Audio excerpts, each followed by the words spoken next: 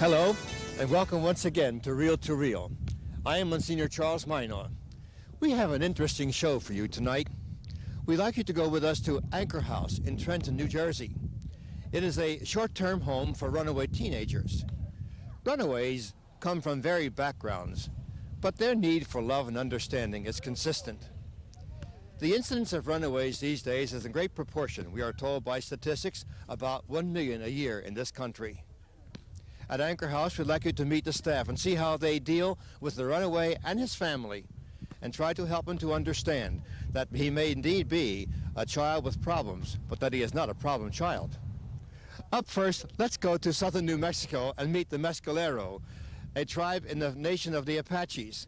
About 80% of these people are Roman Catholics, and we'd like to show you how they have combined their culture and traditions with the Roman Catholic faith.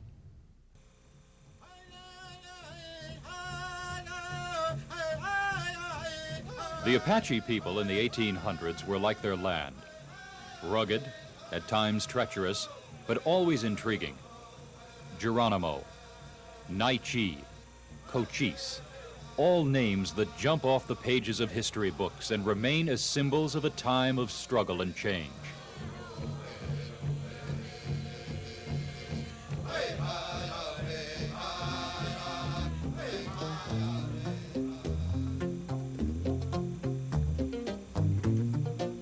Today, in southern New Mexico, the Mescalero Apache claim as home nearly 500,000 acres. The majority of the Mescalero still live on the reservation. Of the ones that leave, many will return, ready to share their experiences with their people. Sister Juanita Little, a Franciscan, is one of those who return. I am Mescalero Apache by adoption. My grandfather was captured from Mexico at the age of 6. He was brought here with the people before it was established reservation. And he was brought up as an Apache, and we have been accepted and adopted as members of the tribe. And so I consider myself an Apache and feel very much at home among the people and one of them. Sister Juanita was born in this home, which now serves as the convent for her and her companion, Sister Francesca. Although the Franciscan priests have been on the reservation since 1914, these are the first sisters to minister full-time to the Mescalero. The people here, like everyone else, are trying to make a decent living in a decent way and still make a contribution to the community. Most Mescaleros work on the reservation. The forestry department employs many. Some work at the lavish ski resort located on reservation land, or at the many cultural and social agencies. But as in other communities, the Mescalero have their share of problems. We do have people with drinking problems, the drug problems, some people who are unable to have enough employment to maintain their families. And these are some of our very real problems, but I see the people really trying to deal with them. I see the people reaching out for more than just material comfort. And I think the people could find a great deal of peace of mind, a great deal of inner healing if, together with their traditional way of prayer and with the sacramental life of the church, the Apache can be a Catholic and still retain their identity, especially in their traditional way of worship. And for the 85% of the Mescalero who are baptized Catholic, perhaps there's no better way for these two traditions to merge than in the sacred dance of the mountain gods.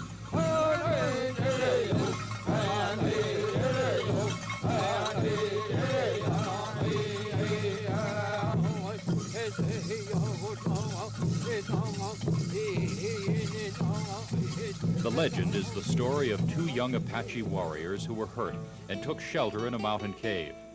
One evening, they were visited by strange figures in white who called themselves the gods of the four directions. they healed the young men who later returned to their people. The Mescalero now see the sacred dance as a time of prayer to seek cleansing and healing for the whole tribe.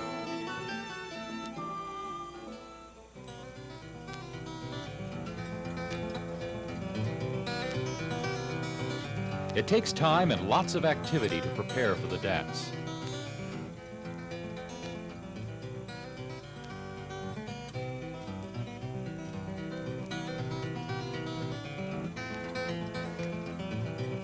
After evening mass, the priest awaits sundown and the emergence of the dancers who have been praying and dancing in the teepee.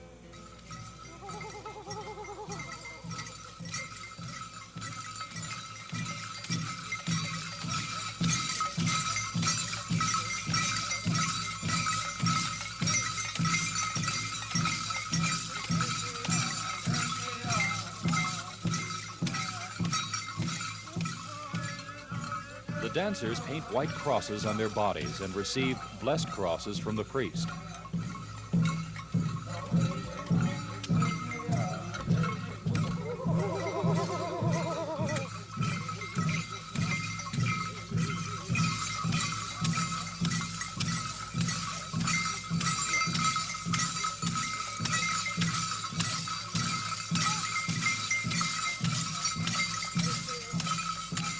Clowns are actually learning the dance. They also serve the dancers as errand boys.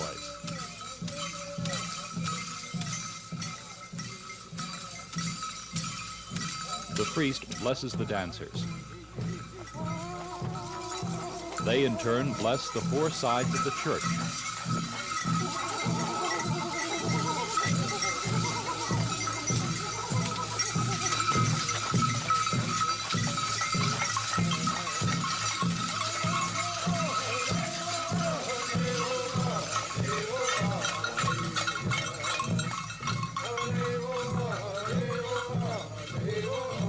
After these opening rituals, the dancing continues for 2 or 3 hours.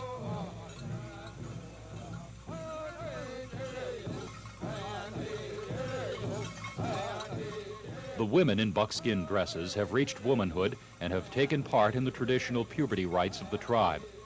By dancing in the outer circle, they too pray for the needs of the people.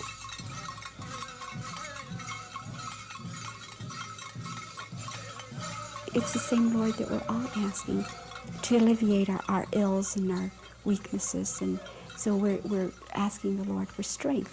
And it is the same here in this ceremony, at least that is the way I understand it.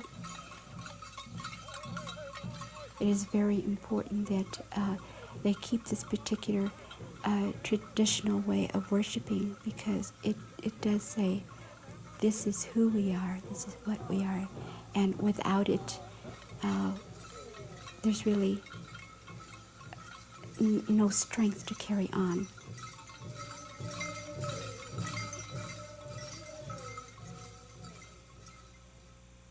When I was away from the reservation in training and in my various teaching assignments, I missed all of this, the dances, the feasts.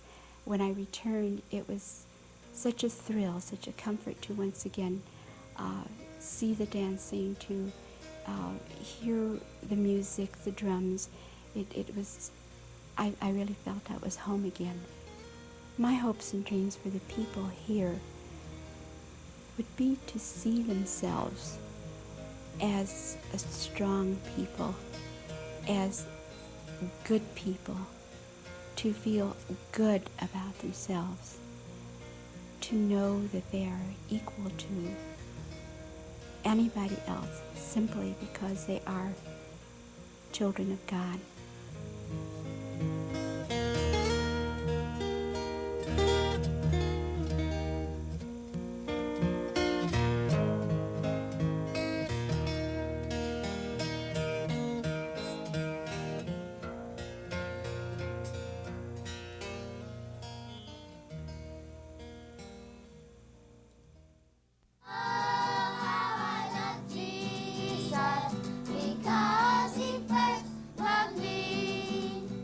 Hey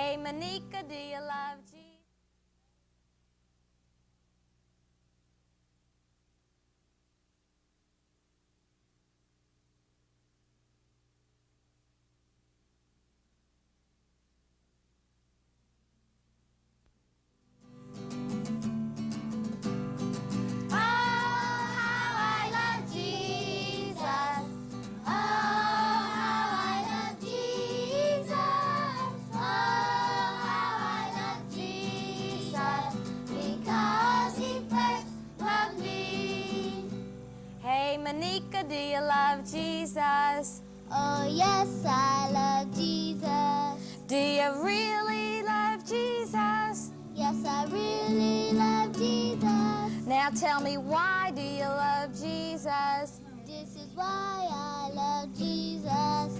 Because he first loved me. Oh, how I love Jesus. Oh, how I love Jesus. Oh, how I love Jesus. Because he first loved me. Well, Milton, do you love Jesus? Yes, I really love Jesus. Well, do you really love Jesus? Yes, I really love Jesus. Now tell us, why do you love Jesus? This is why I love Jesus. Because he first loved me. Everybody. Oh, how I love Jesus. Oh, how I love Jesus. Oh, how I love Jesus. Because he first loved me. Psychologists tell us that one of the most primeval urges of all animals is possession. And of course, this is most obvious among irrational animals, where most of the fighting takes place because of territory. But oddly enough, even among human beings, most of the fighting is done because of possessions. And lawyers tell us that possession is 9/10 of the law. That's a saying among them. And of course, we see this in everyday life. We see people fighting, haggling over piddling things in court every day. It's common. We give grudgingly and quite often painfully. But then we have to face one of the great paradoxes of life, that unless we give, we cannot possess. Take teachers, for instance. Weren't the most successful teachers in your life, the most fulfilled, those who gave the most of themselves? And of course, we understand that those who gave the most of themselves were those who displayed love in giving. No matter how repugnant it may seem to our human nature, giving is in our best interest. New Orleans, Louisiana, on the banks of the Mississippi River. You probably know it for the river boats, the architecture, the French Quarter, and as the home of jazz. But did you know that New Orleans has the oldest active cathedral in the United States? St. Louis Cathedral in Jackson Square. Built in 1727 and named for Louis IX, the King of France, who led 2 crusades, the cathedral has been rebuilt several times, but always on the same site. It was raised to a minor basilica by Pope Paul VI in 1964. And did you know that in the old cemeteries of New Orleans, people are buried above ground in buildings that look more like little houses?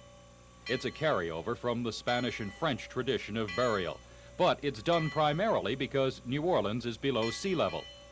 What the houses form are more like little cities of the dead. And did you know that Louisiana is the only state in the country that doesn't have counties? It has parishes, 64 of them. That's because when the state was subdivided, it was done according to Catholic parish boundaries, not territorial boundaries. Even today, many of the civil parishes carry the names of saints. And finally, did you know that all sisters in habit ride public transportation for free in New Orleans? That's because of the help they gave the people of the city during the great yellow fever epidemic of the early 1800s. To show its gratitude, the city provided free public transportation to all sisters, and they've done it ever since.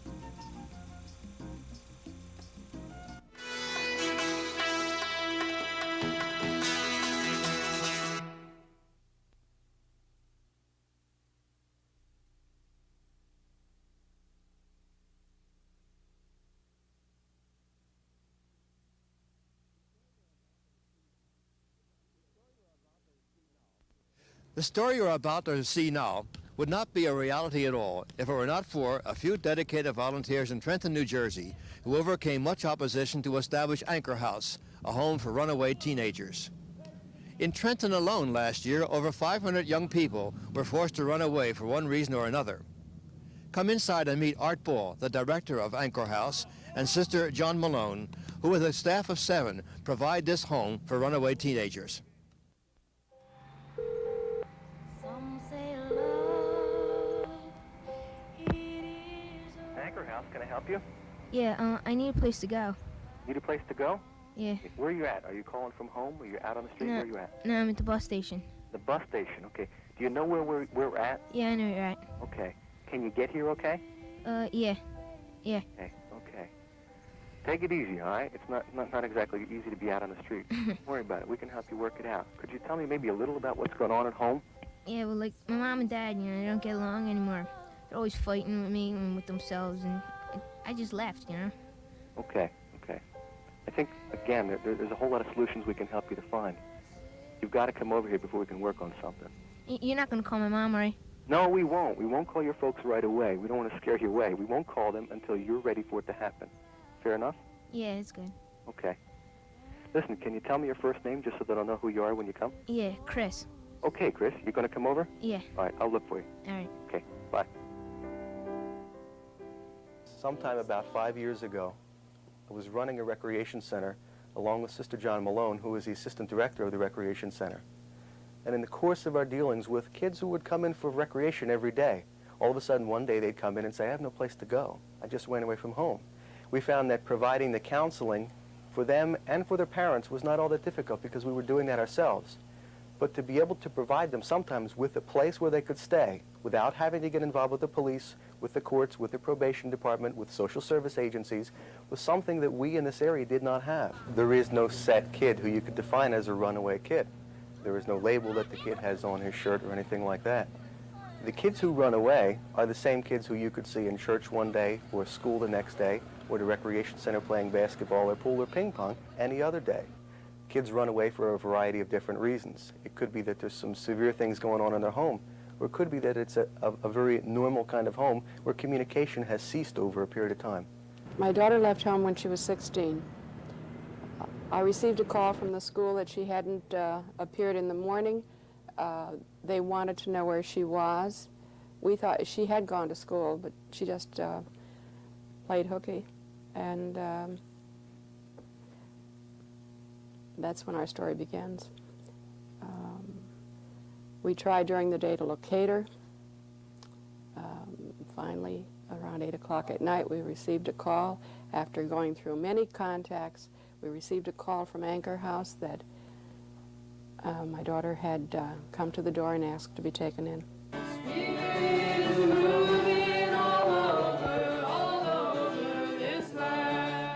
One of the things that we're very careful of as soon as the youngster comes in is to begin immediately to, first of all, make sure that he is safe, that he is protected in whatever possible from the consequences of what has happened that precipitated the runaway incident in the first place, to make sure that he's fed, that he has had a shower if such is necessary at the time, and to let him feel very comfortable with what we're going to try to do with him here. Then we begin quickly to work with the parents, to notify the parents that the child is safe, and that basically we want to try to help establish a communication level again in those cases where we find that the child can and should be returning home. Over the past months, since April of 1979 when we opened, we've had over 300 youngsters here in our facility actually stay with us. We also have out-client services for about another 150 that come in to see our counseling staff without actually staying overnight with us. The ability to cope with things that are not quite perfect is something that we all have to do. Some kids are born and they're raised with quite a few coping skills. They can put up with an awful lot of things that come down the road. Yet we find some other kids who maybe they've been sheltered, maybe for a lot of different reasons. Things happen and they don't know how to handle it. Maybe they've been in a home where things have been pretty good for a long period of time. Then all of a sudden, maybe there's some minor differences that erupt between mom and dad. And the kid sometimes thinks it's his fault, or maybe if he doesn't think it's his fault, he doesn't know how to handle it. A lot of times, the kids who come here, the majority of them are not running away from severely bad situations. We're not talking about parents who are real bad alcoholics or were beaters or incest situations or things like that. We're talking about, more often than not, families that are good and that are decent, but they've reached a point where they don't know how to speak to each other anymore. And a lot of times when the kids run away and end up here, in essence they're saying, someone please get in the middle of the situation and help me, my parents are beginning to fight more and I don't know what to do with it. We were aware something was happening to Anne because of the way she was acting. She seemed to resent all the authority around her. She was rude to us. She had always been a very loving, sweet person, and it was an about face for her. A lot of kids choose their escape in the world of drugs and alcohol. I could tell you stories about girls and boys who were here who talked about drinking from the time they were 6 or 8 years old. A 16-year-old girl who says, I was drinking when I was 6, was hanging in bars when I was 12. That was her escape. So many of the kids are choosing that world. They're choosing marijuana and they're choosing alcohol as their way out. That's a very important influencing factor in a lot of the kids that we deal with. One of the staff members here has had extensive training in drug and alcohol counseling, and he's worked in other programs doing the same kind of stuff. He is a former drunk and alcoholic and speed freak himself. I wanted to try to stop, if any way possible, in youth. I knew it began in youth because it began in youth with me. I wanted to do what I could, do my part, to try to help them to see, through my experience, through my background, the things I encountered and went through, the hardships. It's a major problem. It's a big problem. It's not a major problem. It's a big problem. We try as quickly as possible to look for a goal in time. When they first come in, after we've done initial assessment, we try to predict or project how long the youngster can and should remain with us.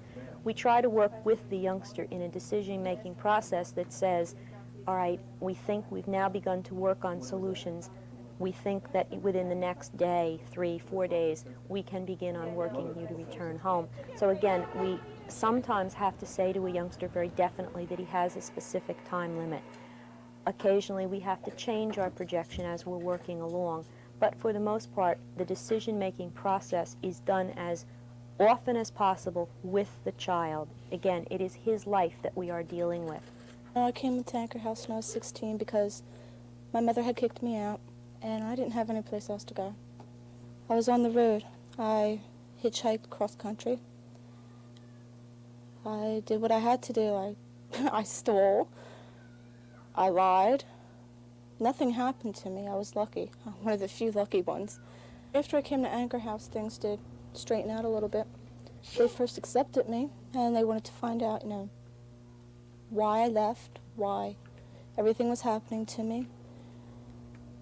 They treated me like I was a person, like I was somebody. I graduated from high school, and that was the long battle. And now I'm working a full-time job, and I'm going to school part-time.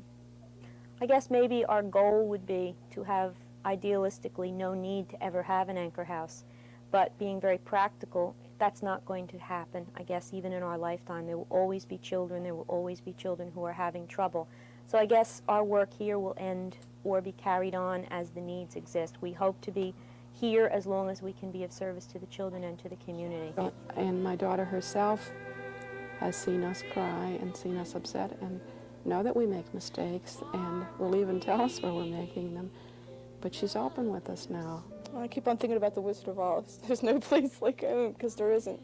See that with the sun's love in the spring becomes the rose.